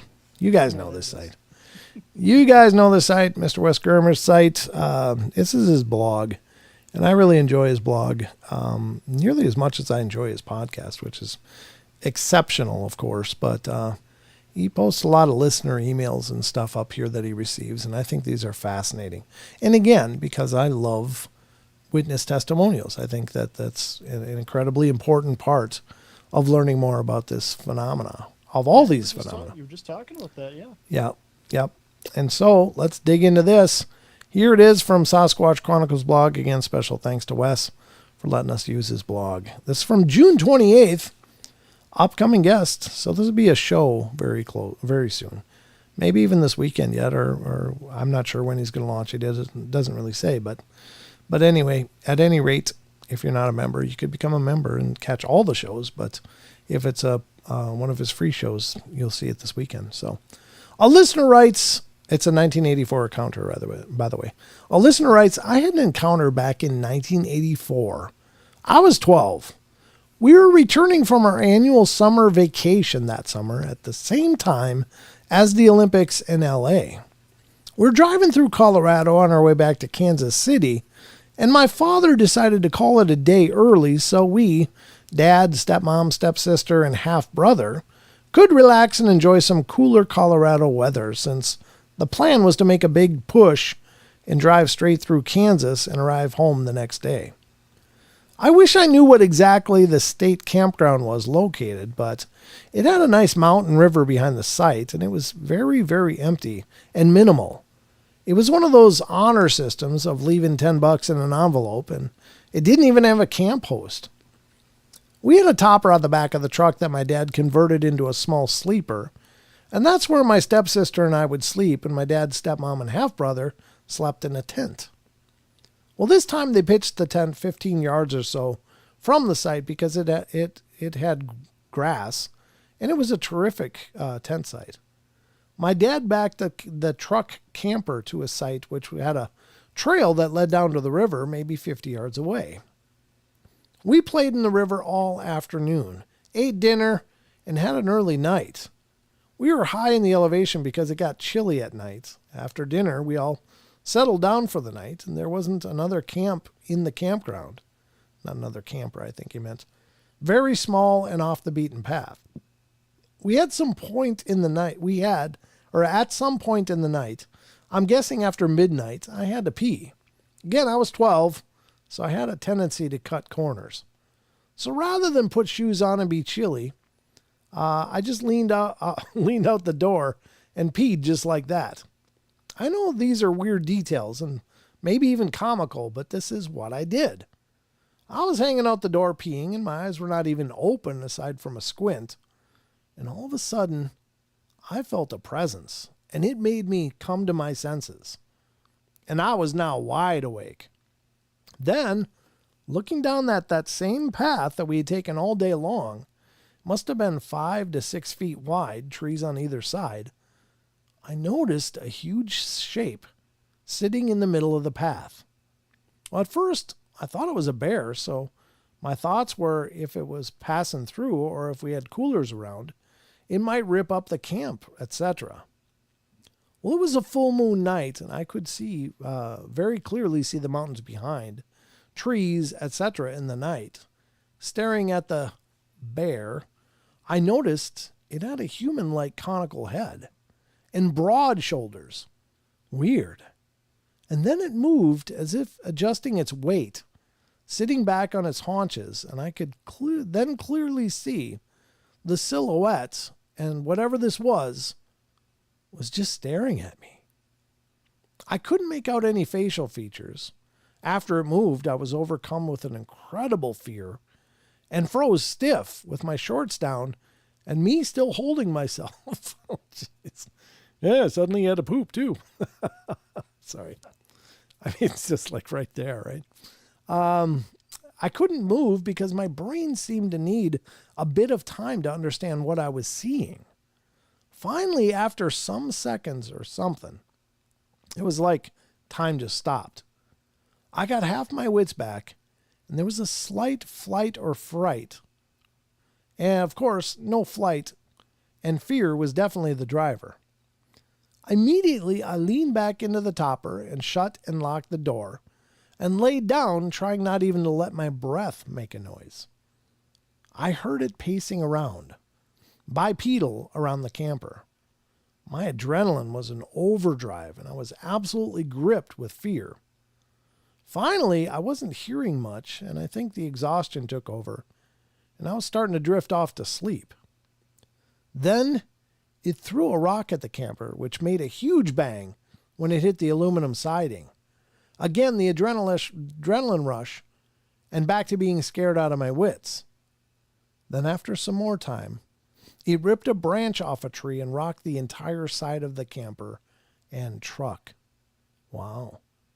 So, I mean, it can't just end there. It's kind of a cliffhanger, but that's going to be an episode. So I'm sure you can hear a lot more about this experience if you tune into Wes's show and check out the title was 1984 Encounter. So watch for that. It did escalate. It did. Yep. First it was just a rock. Then an entire branch was ripped off and whipping that truck. Ooh.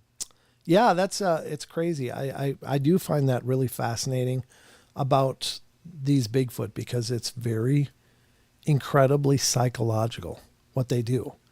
And you know they're doing it on purpose. I mean, that's an intelligence. They're cranking up your anxiety.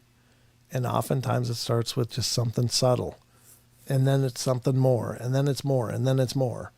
And I think ultimately they just want you to get the hell out. I don't think that they intend to harm. They just want to make you so uncomfortable that you can't possibly stay. And I think it's an incredibly successful technique because every story is like, yeah, we got the hell out of there. So very, very interesting. And that'll be a hell of a show. So make sure to tune in on Sasquatch Chronicles if you don't already have the app. Go to your app on your cell phone and download it. It's free. And you'll be cued in every time Wes leaves an episode out there. So, but fantastic stuff. Fantastic stuff. He has an app now? Oh, he's had an app for a long time. Yeah. I didn't know that. Yep. Go on your cell phone in your app store, whether you have iPhone or Android, and you can download the app. Yep. There it is. Sasquatch Chronicles. That's right. Sheldon is now signing up for the app. Installing right now as we speak. Great stuff. And there was one episode, my favorite episode of Sasquatch Chronicles. I don't remember the episode number, but it's the one I'm on. It's my favorite Sasquatch Chronicles episode ever. Was it? I remember you were telling us that you used to listen to Sasquatch Chronicles years ago when you were even before Paranormal Portal, right? Yeah. I'd be sitting in a cubicle doing marketing stuff and just listening up with earbuds in. Just chain listening to them, it was great. And then, it was really, it was really amazing because, I talked about how it was a formative experience into me creating the Paranormal Portal. And then, out of the blue somehow, and I don't know how, I think Wes actually, I think cruises around and listens to a lot of different shows. And he's probably, if you've got a show, he's probably heard you or at least, heard of you. But one night, it was when I had phones, he just called in. It's like, hey, this is Wes. I was like, what? Wow, just popping in like that. I know, I'd been listening to him for years, and then suddenly he's calling on the phone. And I was like, wow, that's pretty amazing. So then, and then it was after that, so I was doing internet radio and the YouTube shows at that time. And then he said, why isn't this a podcast? He messaged me on Facebook. He said, why isn't this a podcast? And I was like, I don't know. He said, well, it should be. And I was like, okay. So that was the impetus for starting the Paranormal Portal podcast. So it was just really cool. In fact, Tony Merkel and I have a almost identical origin stories as far as that's concerned. Tony had started the confessional. Well, it wasn't the confessionals. He used to have a channel where he'd do Bigfoot stuff and go out looking and, investigating. And then Wes saw him somehow and came across him and said the same thing. Hey, this should be a podcast. And so he's been the, I don't know, he's like the ghost radar has been quiet. You're right. Yeah, it's been very quiet tonight. Mm-hmm. There's only been one detection for about 40 seconds at 8:13 p.m. So, Wes is the reason I have a podcast. So you missed the phones. Well, I liked having the phones. I just, I can't justify paying for phones when we only used them and, they were always available. We just didn't get a lot of call-ins. So it's like right now it's an expense I don't need. So I'm just trying to save where I can because, operating these shows is, can be expensive. So sometimes you got to save where you can. And I don't know. It's not that I never will have phones again. It's just we don't currently have them. I know if there's some options of free options that we could use possibly through Discord and stuff. And that's something I'm thinking about in order to have at least one night where we'd have phone lines or Discord night where you can contact us on Discord. Excuse me. But yeah, it's just part of the deal. I mean, the economy's tough on all of us, including me. So you got to make choices. That's right. The one time the phones got used a lot, every time was when Deb was on. Yep. Then I turned into a receptionist instead of a host, and that's fun. That was fun. I miss having Deb on doing her shows, but yeah. But yeah, it gets to be a lot. Barb Shoop on YouTube is video proof of fairies. Oh, nice. I haven't watched Barb for a long time, Christine. Barb Shoop, I remember watching her years and years ago when her and she was doing, she had recorded that little cloaked figure, and that was incredible footage. I used to watch Barb and Gabby all the time. They'd go to their gifting spot, and it was a lot of fun. Way back in the day. That was back in Minnesota. Oh, Yep. wow.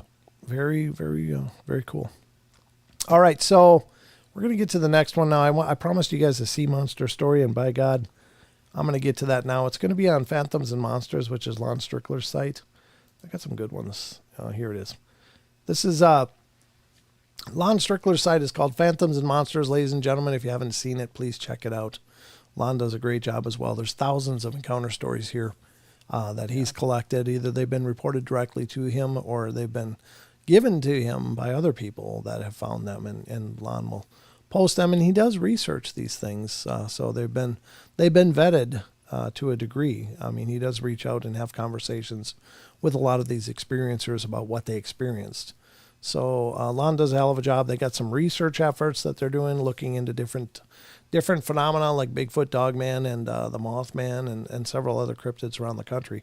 So he works with a team of people that are looking into these things when reports come in. So check it out. You can find all of Lon's published works listed on his site, phantomsandmonsters.com, as well as information about his podcast, which is Phantoms and Monsters Radio.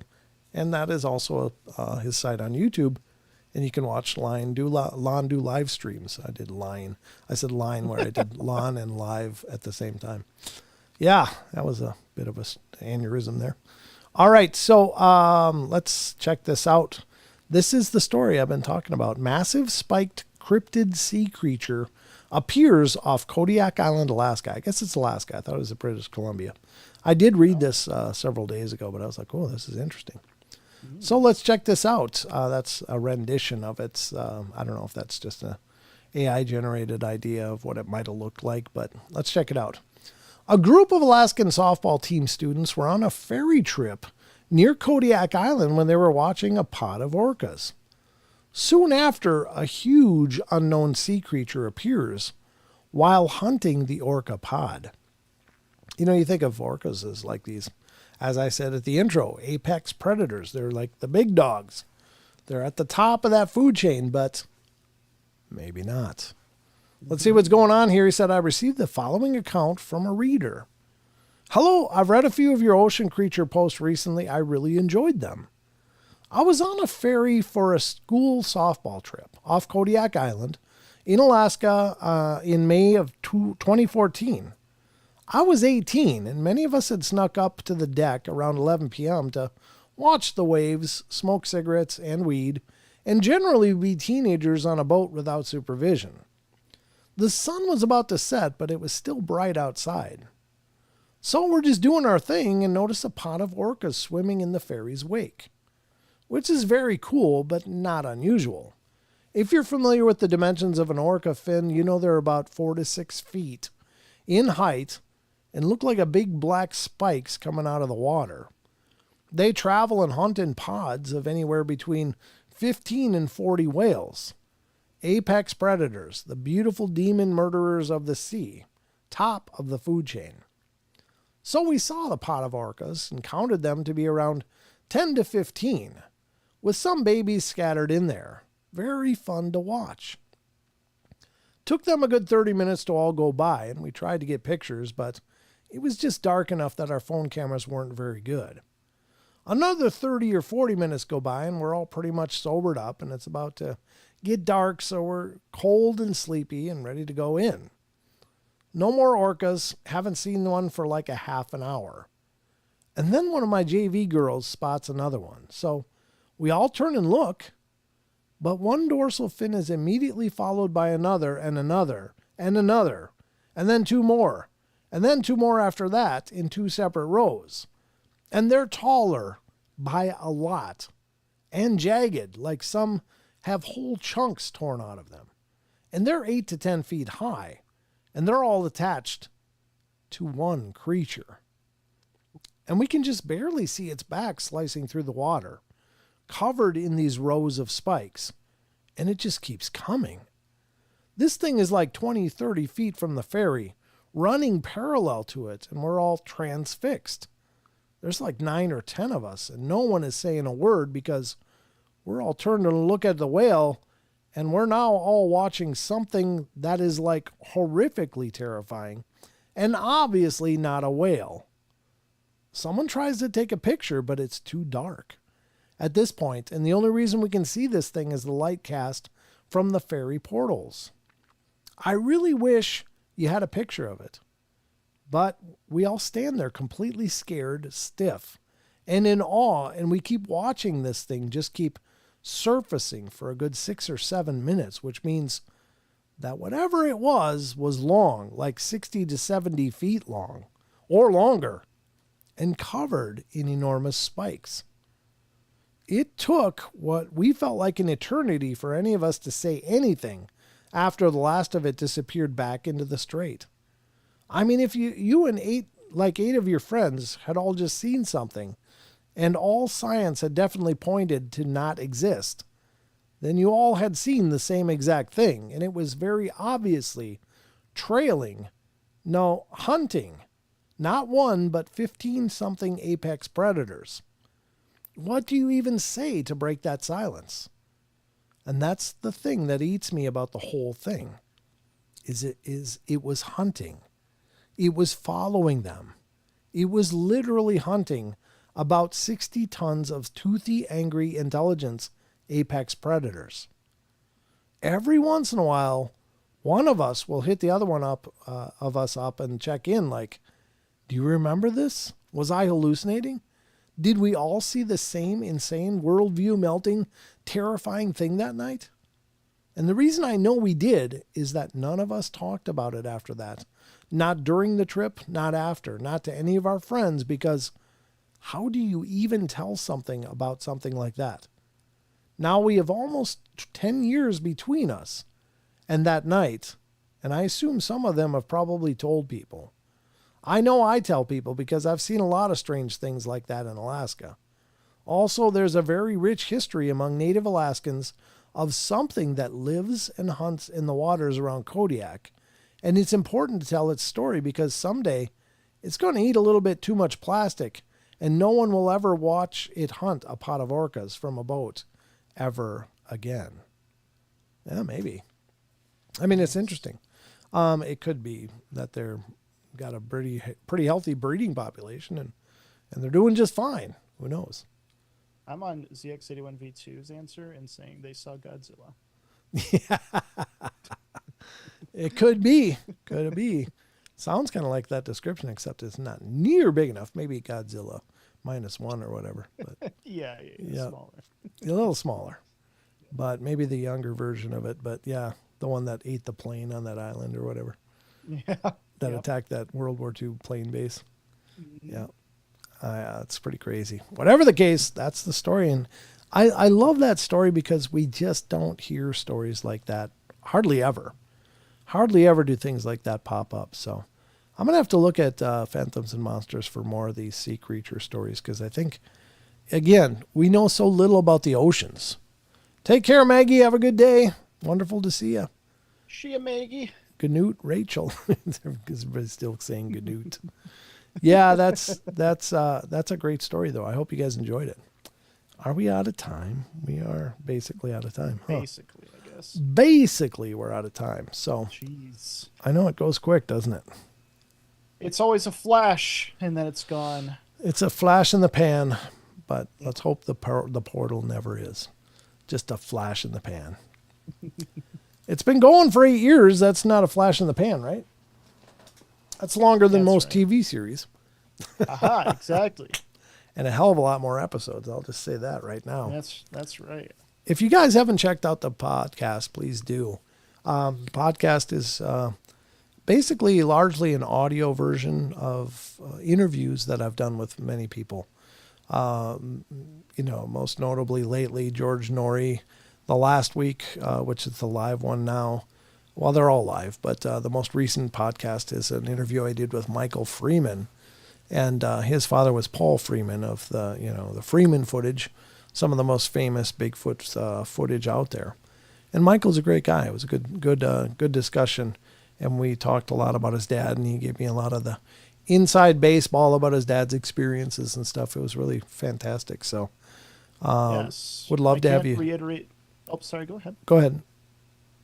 I just can't reiterate this enough because I keep hearing it. What's that? This is not the podcast. This is not the podcast. Not the podcast. So yeah, don't say I was over. Well, I do have the podcast episodes on a YouTube playlist, and also have video episodes of the most recent ones. So you can listen to the podcast on YouTube. This isn't it though. This is the live streams. That's two very different shows. This is kind of a variety show of covering lots of different topics in a 2-hour time span, but the podcasts are drilling into one person's experiences or one area of research generally. So they're a little more granular and a little less, jokey, funny, and a lot more sincere, I guess, about the. I mean, I still think this show is sincere about the phenomena, but we do like to have fun and laugh and more lighthearted. This is this is much more lighthearted. So. Make sure to check them both out.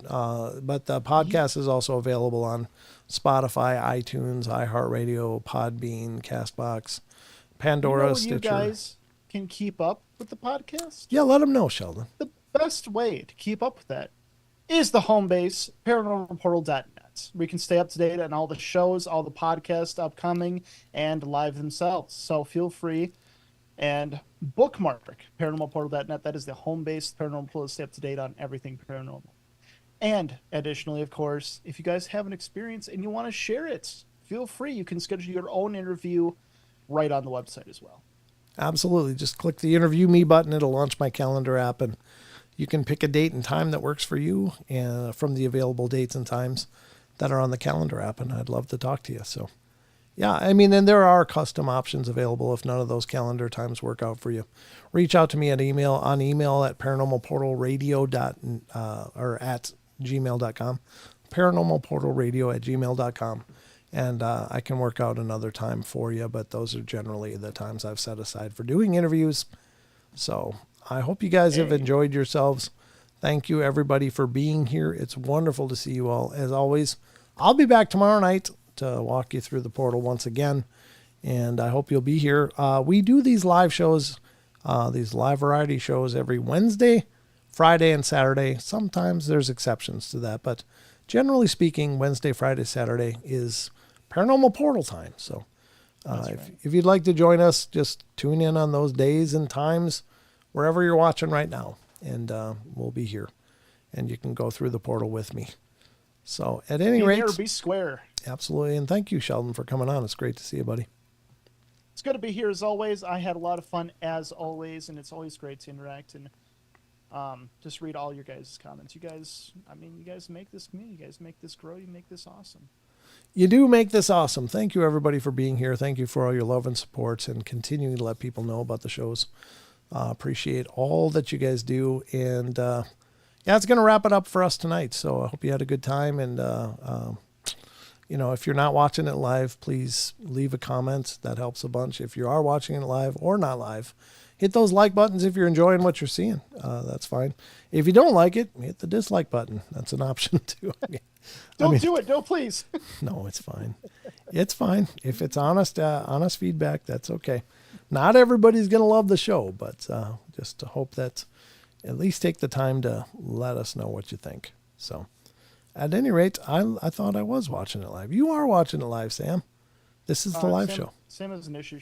She's like way back in the past, and oh, really? I'm not sure how to fix it. I was trying to help, but I don't know. Even if she refreshes it, it doesn't come up to the. Maybe refresh the page. I don't know. Yeah, but how can she? Probably can't see that. Shoot. Oh, you're right. Yeah. Because she's back. She's in a time glitch. She's in the past. Sam's in the past. Come back to us, Sam. Take care, everyone. Take care, Chucky. When she gets to this point, refresh maybe. Yeah. Or just put it in the chat, because the chat is in real time. So you could tell her to refresh in the chat. So, all right. Anyway, that's going to wrap up the show. Hope you guys are doing great. Hope to see you tomorrow. I don't know what else to say other than remember, we love you all. Be good, be kind, be nice. Take care of each other, help each other out, find the magic in every day, and remember to laugh as much as you can. we'll see you next time, guys. Sheldon, thank you again. And until tomorrow. Remember, tomorrow, 7 p.m. Pacific Standard Time, 10 p.m. Eastern, right here